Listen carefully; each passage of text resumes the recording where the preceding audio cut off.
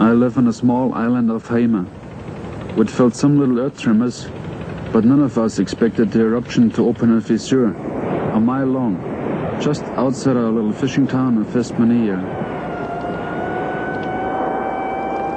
Sirens wailed to wake up the town, and we were told to go down to the harbour.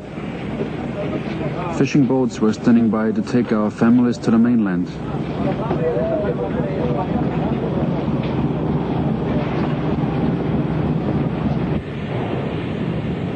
In Iceland, the plates are splitting and spreading. Lava erupts at the surface through fissures or rifts. Burning gases escape without much violence. On the second day, all activity died away except for one crater in the middle of the fissure.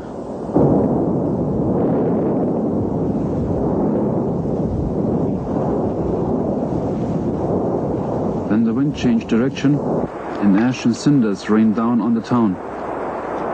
Hot cinders sliced through the window panes as easily as a knife through butter.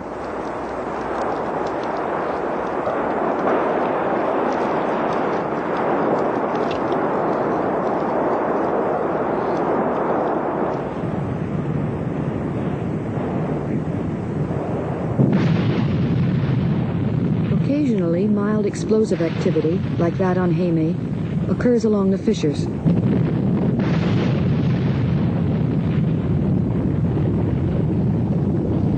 Usually the lava floods the countryside.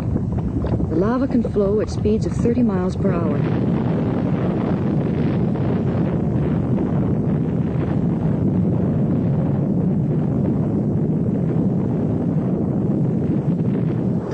A few weeks later, a great wall of lava moved in the direction of the town and the harbour.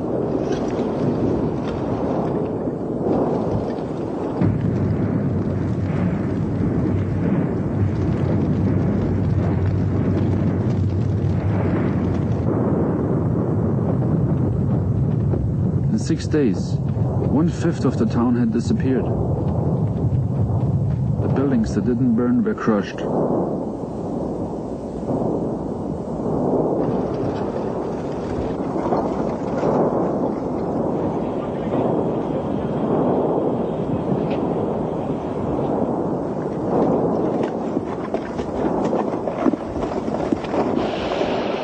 We discovered that pumpy seawater on the lava seemed to slow down its advance. We worked day and night to stop it before it blocked our harbour entrance.